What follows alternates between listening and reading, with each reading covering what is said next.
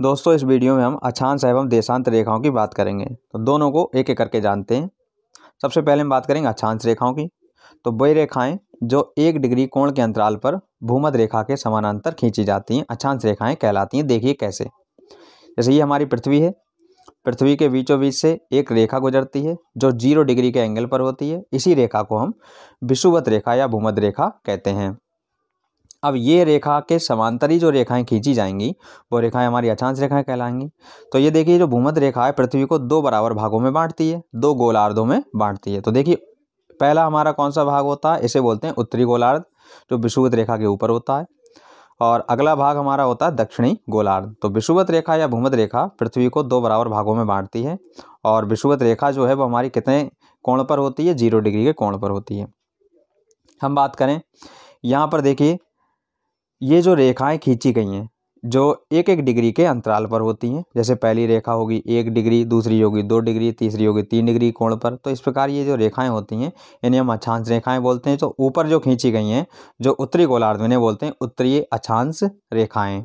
इसी प्रकार नीचे खींची जाती हैं उसे हम बोलते हैं दक्षिणी अक्षांश रेखाएं। तो ये हमारी अक्षांश रेखाएं होती हैं। अब हम आगे बात करें अक्षांश रेखाओं की संख्या कितनी होती है। तो यहाँ देखिए अक्षांश रेखाओं की संख्या, तो अगर हम देखें इस डायरेक्शन में ये कितना एंगल बनना है, 90 डिग्री का एंगल बनना है, 90 डिग्री। तो 90 डिग्री का मतलब ये हुआ, ये जितनी रेखाएं 1-1 डिग्री के एंगल पर होती हैं, तो यहाँ से यहाँ तक 90 डिग्री है। तो कुल कितनी रेखाएं होनी चाहिए, 90। तो उत्तरी अक्षांश रेखाओं की संख्या कितनी होती है, 90। तो यहाँ देखिए उत्तरी अक्षांश रेखाओं की संख्या कितनी हो गई, 90। इसी प्रकार दक्षिणी, ये जो दक्षिणी भाग है, दक्षिणी भाग में भी कितनी होंगी, 90। और एक भूमध्य रेखा हुई, कुल मिला के कितनी रेखाएं होंगी, 181।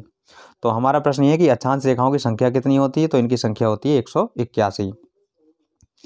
आगे हम जानते हैं एक इम्पोर्टेंट फैक्ट को, जो ध्रुवों पर अक्षांश रेखाएं होती हैं वो कैसी होती है, बिंदुवत। ये देखिए नॉर्थ ध्रुव या दक्षिणी साउथ ध्रुव, इन पर जो रेखा होती है वो बिंदुवत होती है। अगली बात, 2 अक्षांश रेखाओं के बीच की दूरी 111 किलोमीटर होती है। अगर जैसे आप 0 डिग्री पर खड़े हैं भूमध्य रेखा पर और मैं 1 डिग्री पर खड़ा हूं, तो हमारी और आपकी दूरी कितनी होगी बीच की, 111 किलोमीटर होगी। आगे हम बात करें, हमारी पृथ्वी के बीच से ये हमारी भूमध्य रेखा है। तो इससे 23 डिग्री के कोण पर, 23 डिग्री के कोण पर एक रेखा और होती है जिसे हम कर्क रेखा बोलते हैं। इसी प्रकार 23 डिग्री हम दक्षिणी गोलार्ध में जाते हैं तो यहाँ पर जो रेखा होती है उसे मकर रेखा कहते हैं। ऊपर हम उत्तरी गोलार्ध में फिर 66.5 डिग्री पर देखते हैं तो एक रेखा और होती है जिसे हम आर्कटिक रेखा के नाम से जानते हैं। 66.5 डिग्री नीचे आ जाते हैं तो यहाँ पर एक रेखा होती है जिसे बोलते हैं हम अंटार्कटिक रेखा। और ये जो 90 डिग्री पर होती हैं उसे हम उत्तरी ध्रुव या दक्षिणी ध्रुव कहते हैं। तो ये हमारी 5 प्रकार की मुख्य रेखाएं हो गई जो परीक्षा में पूछी जाती हैं। आगे देखिए, अब हम बात करेंगे देशांतरी रेखाओं की। तो देशांतरी रेखाएं क्या होती हैं, उत्तरी ध्रुव से दक्षिणी ध्रुव को मिलाने वाली रेखाओं को देशांतर रेखाएं कहते हैं। जैसे ये देखिए, यहाँ पर नॉर्थ से ये रेखाएं आ रही हैं चलकर और कहाँ जा रही हैं, साउथ पर जा रही हैं।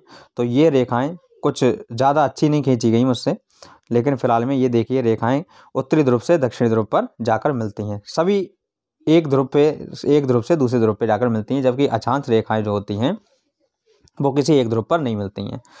इनके बीच भी क्या होता है, इनके बीच भी 1-1 डिग्री कोण का अंतराल होता है।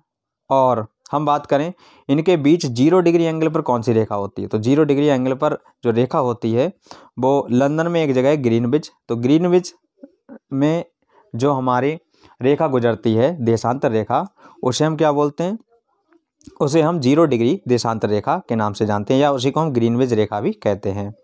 आगे इसी क्रम में देखें तो देशांतर रेखाओं की संख्या 360 होती है, क्योंकि पूरे गोले की परिधि कितनी होती है, 360। सब 1-1 कोण के अंतराल पर होती हैं तो कितनी हो गई, 360। मतलब देशांतर रेखाओं की संख्या हो गई 360। जबकि अक्षांश रेखाओं की कितनी होती है, 181।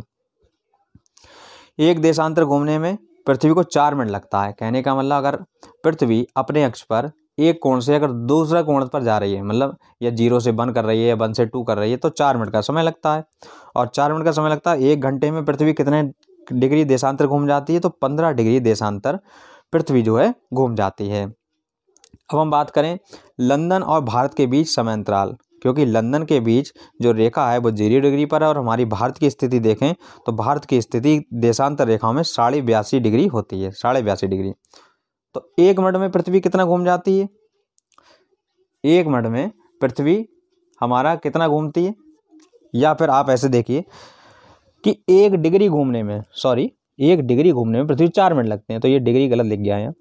82.5 डिग्री पृथ्वी का जो है देशांतर दिशा है या देशांतर स्थिति है, और इसे 4 मिनट से मल्टीप्लाई करो तो कितना मिनट बना, ये बना 330 मिनट। इसका मतलब 5.5 घंटा। तो लंदन और भारत के बीच जो समय अंतराल है वो कितने डिग्री का है, या कितने समय का है, तो ये 5.5 घंटे का समय है। ये भी आपको ध्यान रखना है।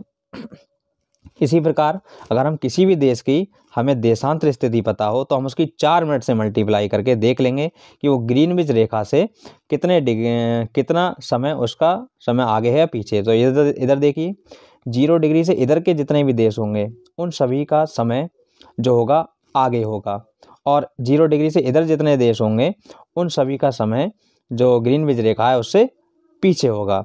ठीक है, ये भी आपको ध्यान रखना है। वीडियो अच्छी लगी हो तो दोस्तों लाइक करें, चैनल पर नए हो उसे सब्सक्राइब कर लें।